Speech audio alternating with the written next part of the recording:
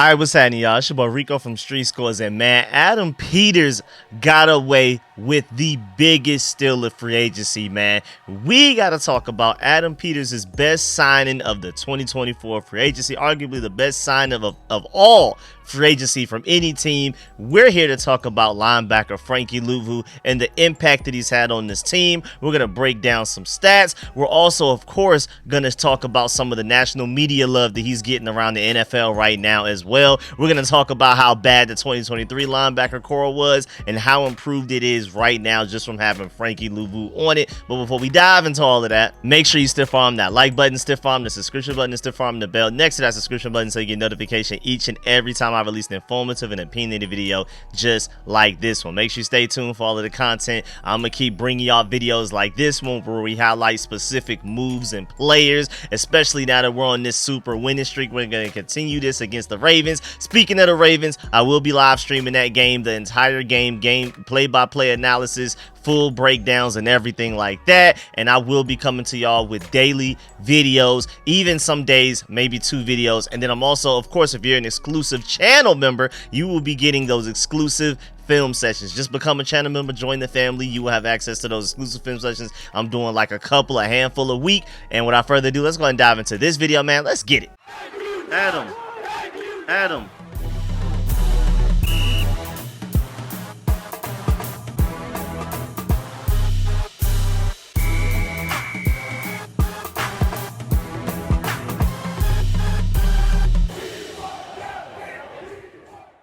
And let's start with the stats first, man, because what he just did to the Cleveland Browns is considered illegal in probably at least 20 states, dog. That was ridiculous. I would argue he was the MVP of the game, and Dan Quinn, and I'm pretty sure most of, if not the entire team, agreed because he was awarded the game ball in the locker room after the game. He's already our biggest hype man right now. Like, before we leave out the tunnel to go and actually you basically go to war against other teams and things like that, he's our general galvanizing the troops and things like that. He's the one in the middle hyping everybody up, and it's just so amazing. You guys, if you haven't seen those yet, please go check those out because he is clearly the spirit of the team right now. Jaden Daniels is the leader. He's the driver of the expensive car that we have, but right now Frankie Luvu is the gas. I'm not gonna lie. And just week 5 alone, he led Washington in sacks with 2.5, tackles with 7,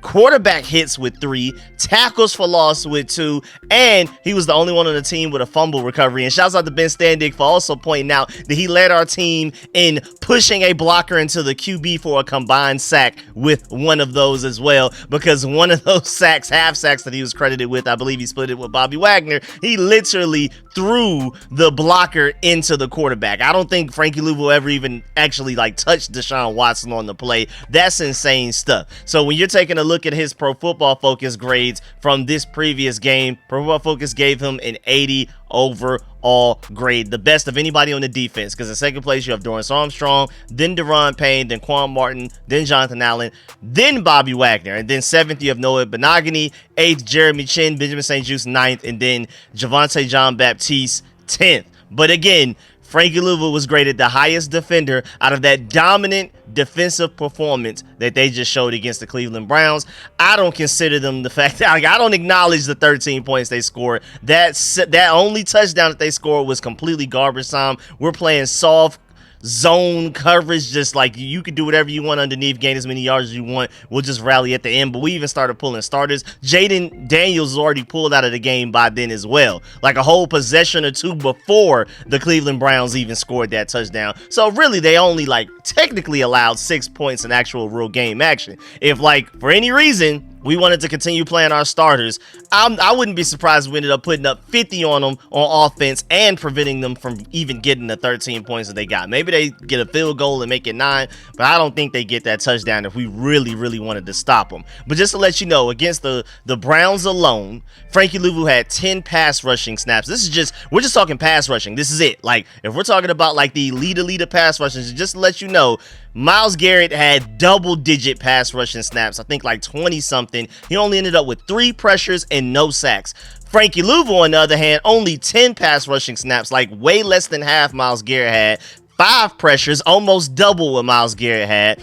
3 sacks. I mean, technically that's not even triple because 0 to 3 is not times 3. That's infinitely better than what Myles Garrett did. And then he also had a 93.5 pass rush grade specifically from Pro Football Focus. And also, I guess they technically counted whatever that turnover was that Bobby Wagner caused an interception, rather than it being a forced fumble from Bobby Wagner and then a recovered fumble from Frankie Luvu before the ball even hit the ground. I guess they consider that an interception for Deshaun Watson. But either way, a ridiculous day for him, man. And speaking of pass rush, when you go to Pro Football Focus and look at pass rushing grades specifically, Frankie Luvu was number 1 with a 91.6. That's one of the best pass rushing grades handed out by Pro Football Focus out of anybody in the entire NFL just this past weekend. Also, Dorrance Armstrong was second with an 87.3. Bobby Wagner was third with an 84.9. And then Deron Payne was a distant fourth with a 68.6. Really, you just had those top 3 in their own tier by themselves. And again, Frankie Luvu was at the top of that list as well. Also, now 5 weeks into the season, Pro Football Focus feels like Bobby Wagner is the 5th best linebacker in football, and they feel like Frankie Luvu is the 18th. So right now, the Pro Football Focus feels like the Washington Commanders have 2 of the 18 best linebackers in the entire NFL according to their Pro Football Focus grades. Now, I'm pretty sure if they would actually do a breakdown of rankings at this point in the season, I think I'm almost sure Frankie Luvu will be higher than that, but just based off of their grading, just grades alone, and where they rank based on the numerical grades that they have overall, Frankie Luvu is 18th, but he's playing way better than just the 18th linebacker so far this season. Speaking of this season, overall his stats are, through 5 games, 37 total tackles with 20 of them solo, 17 assisted. He has 3 total sacks now, 1 forced fumble, 2 fumble recoveries. 1 fumble recovery was from a fumble that he forced himself against the Arizona Cardinals late in that game. He also has 1 pass defense as well and 2.5 stuffs. ESPN tracks that. He has 2.5 stuffs on the season right now, which means a run stop at or behind the line of scrimmage. Absolutely love what I'm seeing right now from this guy, man. And I remember when we announced we signed him. I mean, take a walk with me real quick, man. I was so excited, man. We ended up signing more free agents than any other NFL team, at least leading up to the draft. And Frankie Luvu was like our headliner. Like, we announced him during like the tampering period before you could even technically put pen to paper free agency signings. Like, he was like our biggest number annually and things like that. He was the headliner of the list. And you could also tell that he was like a major priority for Adam Peters and the Commanders just off of how quickly they pounced on getting them signed, man. I mean, all the way back on March 11th, it was announced that he agreed to a 3-year deal, maximum value of $36 million, which is actually really cheap for his services, man. I mean, just with the Carolina Panthers alone, just the last 2 seasons alone, how about 236 tackles, 12.5 sacks, and an interception return for a touchdown, and 3 forced fumbles, again, in just 2 seasons with the Carolina Panthers. So, of course, us Commanders fans and even some national media people who we're going to get to later was salivating at the idea of that type of monster in a Dan Quinn, Joe Witt Jr. scheme. This is going to be insanity. Why did the NFL let this happen? But most importantly, speaking of why the NFL let this happen, why is Frankie Luvu making such little money compared to what he deserves based on what other linebackers around him are getting paid right now? He's way better than a lot of linebackers getting paid more money than him right now. I mean, cap hit wise, this year he's only a $3.865 million cap hit. Next year, it will turn into an $11.24 million cap hit. Then in 2026, an $11.295 million cap hit. 2027, technically kind of like a void year, but a $4.6 million cap hit. Shouts out to our front office for finessing the contract, because he also has a 2028 void year that makes things a little weird and interesting as well. Either way, man, this guy is making way less money than he should, because on an annual value, right now, he is the 22nd highest paid linebacker. And typically, when you just sign this free agency period, like he was signed in 2024, this is the 2024 season. We are still in the year 2024. For him to be the 22nd highest paid linebacker is insane, because typically, especially when you're one of the better players at any position, you tend to reset the market or at least get paid top market money, even if you don't reset it. Frankie Luvu was good enough to where I felt like he could have just reset the market. He deservedly so, but Still only the 22nd highest paid linebacker. Zaire Franklin is being paid more than him. How about Azeez Al-Shaair? How about Jeremiah Owusu-Koramoah, who played very well against us last week, I'm not going to lie. But Matt Judon, Patrick Queen, Matt Milano, Uchenna Nwosu, Hassan Reddick, Alex Highsmith, Bryce Huff, Harold Landry, Tremaine Edmonds, Jonathan Grenard, Fred Warner, deservingly so, Khalil Mack, Roquan Smith, Joey Bosa, Bradley Chubb, TJ Watt, Brian Burns, and Joshua Hines Allen. Now, granted, a lot of these guys, I repeat, a lot, are in fact edge rushers. So technically, he's higher on that list that, you know, if you take away some of those edge rushers and it's only off-ball linebackers. But still, man, this guy is playing like a top 5 linebacker in the NFL right now. He's not even getting paid top 15 linebacker money, which is absolutely insane. Again, especially for the fact that he's getting paid this little right now, the season that we just signed him.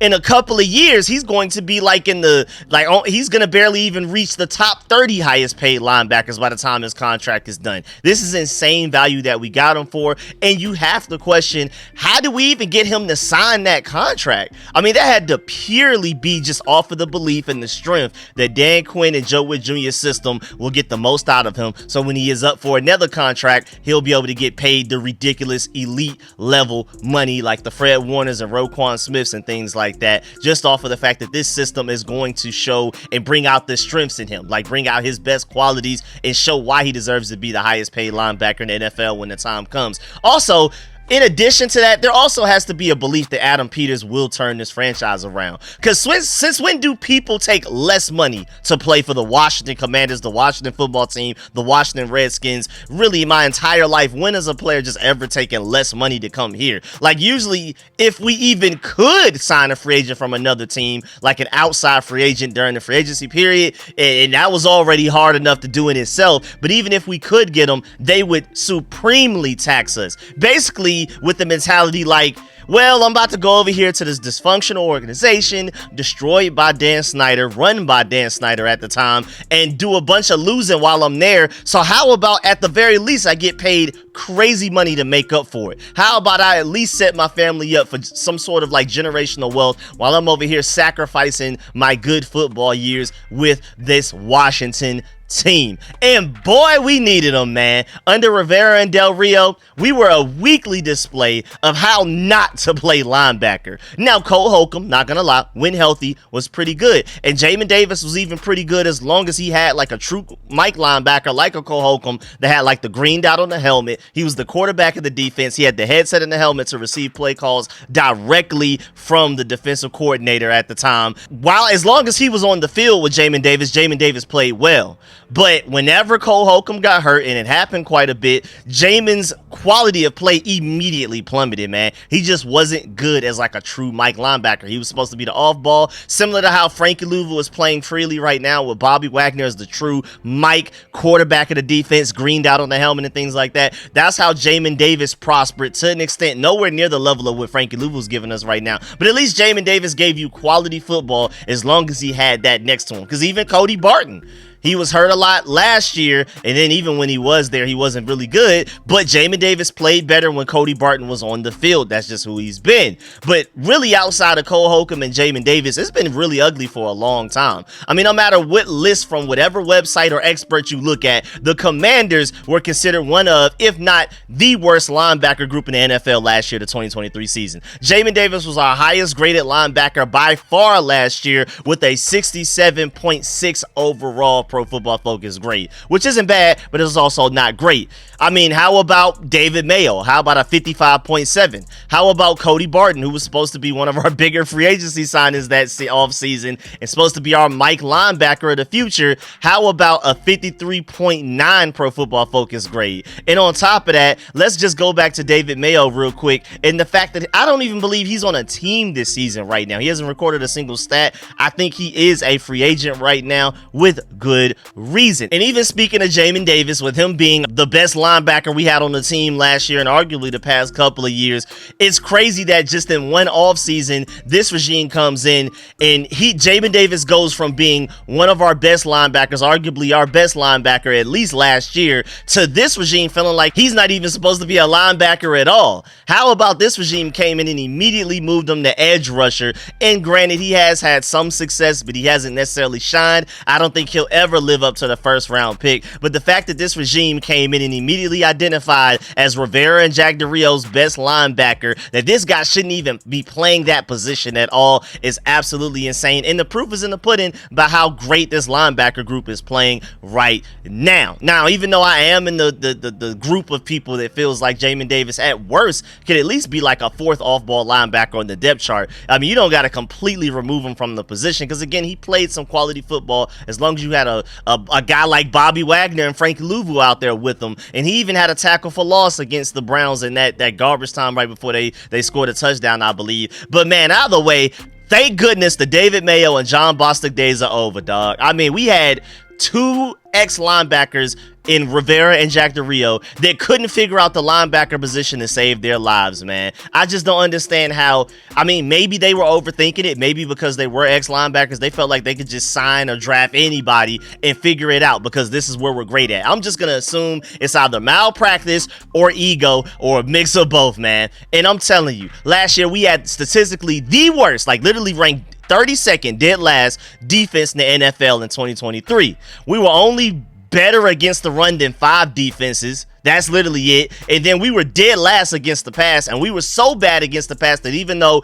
we were like 5th worst against the run, we were so bad against the pass that overall we were just the worst defense in the entire NFL when you averaged it all out, when you include pass and run. And I know our secondary wasn't great, but the linebacker coverage was atrocious outside of like 2 or 3 good coverage plays that we got from Jamin Davis from all last season. David Mayo, I can't remember one. Cody Barton, I can't remember one. And Jamin Davis, I remember the one against the Falcons, because of course I hate the Falcons the most, so I'm gonna remember that one for sure, where he locked up Bijan Robinson to basically win the game. Outside of that, maybe another 2 coverage plays. That was it. Our linebacker group couldn't cover, and we had the NFL's worst pass defense, and I feel like the linebacker group was the biggest reason for that for sure. So now moving on, look at us now. Look at us in 2024, how things have changed, man. Look at the love that we even get from the national media. I mean, even before the season started, Doug Farrar of Touchdown Wire wrote an article titled the NFL's 11 best linebackers, and he does this every year, and he updates it every year.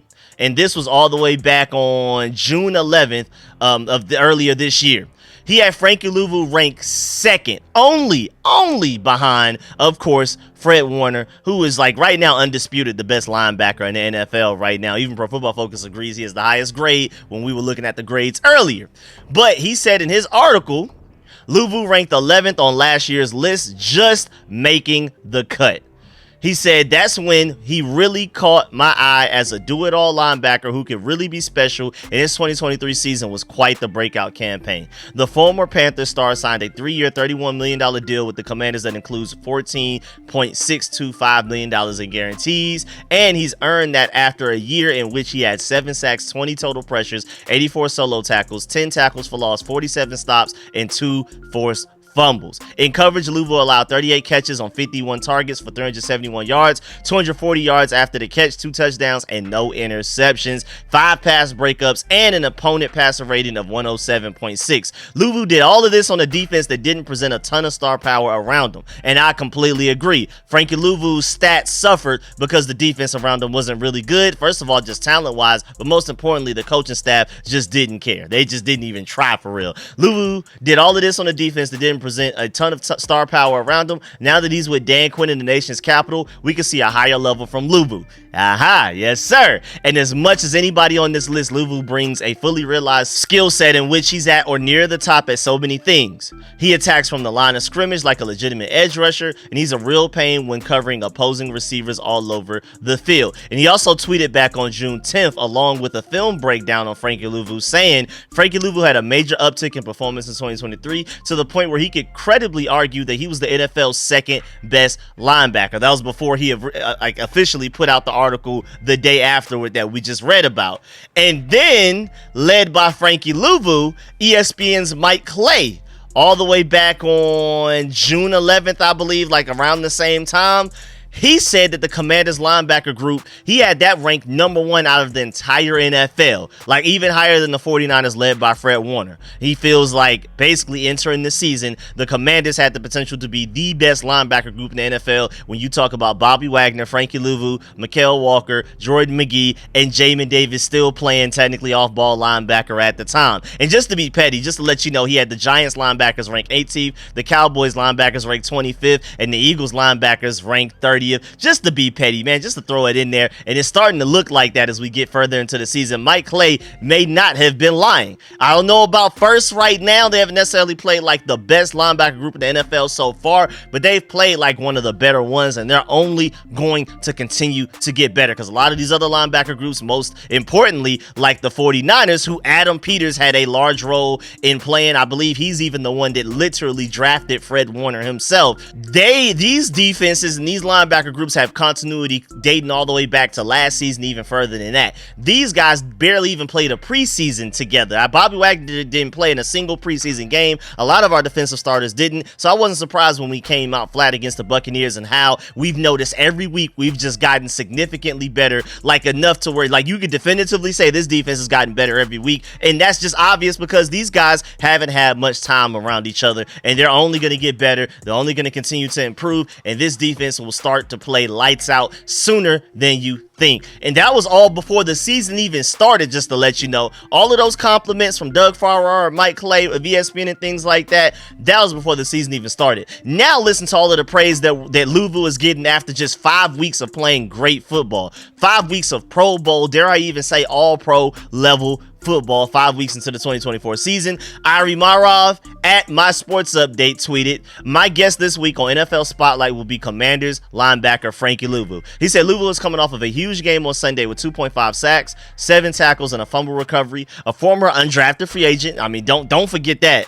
Luvu rose from the struggles of being a back-end roster player to becoming a full-time starter in Carolina. He was rewarded this offseason in free agency with a 3-year contract in Washington, where head coach Dan Quinn has him playing a key role in the team's culture reset. Not just defense, but also the culture reset. Remember, he is like the spirit of the team right now. Luvu has emerged as a leader, and his story is incredible. He shares it all on NFL Spotlight. The full show comes out tomorrow, Tuesday, October 8th, so make sure y'all go check that out. And will be a broadcast on my X page and available on all podcast platforms. So if you want to hear any Frankie Luvu praise, you want to hear Frankie Luvu speak himself, definitely make sure you go check that out. And then Doug Farrar, speaking of him, we talked about earlier how he had Frankie Luvu ranked the second best linebacker in the NFL entering the season. How about just earlier today, well, technically Monday, October 7th, by the time most of y'all are watching this video, probably technically be yesterday. But either way, he updated, tweeted, and said, with a film session too of the Browns game that we just had, Frankie Luvu was one of my favorite players to watch when he was with the Panthers. I kind of figured that Dan Quinn would create situations for him to be an even more diabolical pass rusher. That has happened at Commanders, and he showed the clips of him. I mean, one of those sacks he had against the Browns, he spun away from the center. I mean, it was a one-on-one matchup, Frankie Luvu versus center. He spins out of that like an elite edge rusher would, like a Khalil Mack or a Von Miller in his prime type of guy would, or a Nick Bosa in his prime when fully healthy. And then he has the speed to run right past the guard who's waiting on him if the center gets beat. He beats both of those interior offensive linemen who are supposed to win those 1v1 matchups against a linebacker 9 times out of 10, probably even more often than that. So he defied odds by beating the center with a spin move, then running past the guard, and then having the tracking speed to basically just be a heat-seeking missile to bring down Deshaun Watson, who was trying to run out of the pocket and make a play with his legs. I mean, that play was as elite as it gets from any player in the NFL, let alone an off-ball linebacker. I mean, technically, he's responsible for coverage, he's responsible for run stopping, and for him to be able to rush the passer like that on top of that is absolutely insane, man. A lot of these great linebackers out here, even Fred Warner, he's not necessarily a guy that you say, okay, go after the quarterback off the edge up the A-gap consistently like Frankie Luvu. Yeah, he's arguably the best run stopper and the best coverage linebacker in the NFL, but he's not asked to do that third facet of the game like Frankie Luvu is, like most linebackers in the NFL are not. And I also want to really remind y'all that this is only 5 weeks into the season. The hype is only going to grow as this defense starts to play better and keep winning games and leading this NFC East division, man. The more we win, the bigger spotlight we have on our players. I feel so bad for guys like London Fletcher, who doesn't nearly get the credit that he deserves and is only not in the Hall of Fame because he played for a Washington team that lost so much for so long. I mean, I would argue Frankie Luvu is the best linebacker we've had easily since London Fletcher. Just speaking of London Fletcher, but again, if the Commanders, led by Jaden Daniels, keep this up that we have going on right now, I don't think Frankie Luvu will have the same problem that London Fletcher's having right now. I don't think Frankie Luvu will have that problem in the future. Now, if he would have stayed at Carolina, he probably would have, but not here, as long as we keep on winning, and he's one of the main reasons we're doing so. But yeah, man, that's the end of this video. Please get in the comment section. Let me know how you feel about everything discussed in this video. Of course, let me know in the comment section how you feel about Frankie Luvu. Is he arguably the best in the free agency signing of the 2024 offseason? Is he the biggest steal of the 2024 free agency period? Of course, make sure you stiff on that like button, stiff on the subscription button, stiff on the bell next to that subscription button so you get notification each and every time I release an informative and opinionated video just like this one. Make sure you stay tuned for all of the content. Do not leave this video without leaving a like. And again, please let me know how you feel about this whole Frankie Luvu situation. I'm going to keep working on videos like this where we kind of spotlight and focus on one player that's having an amazing season for us. And I felt like it was only worthy to start it off with Frankie Luvu. So make sure you stay tuned for more content like this. Let me know in the comment section if you want more content like this. Let me know if you agree or disagree with any of my points. And also stay tuned for more videos. Again, starting probably tomorrow, as in Tuesday, October 8th. I'm trying to get back to doing 2 videos a day. So make sure you stay tuned for that. I really appreciate y'all. I'm going to catch y'all later. I'm out.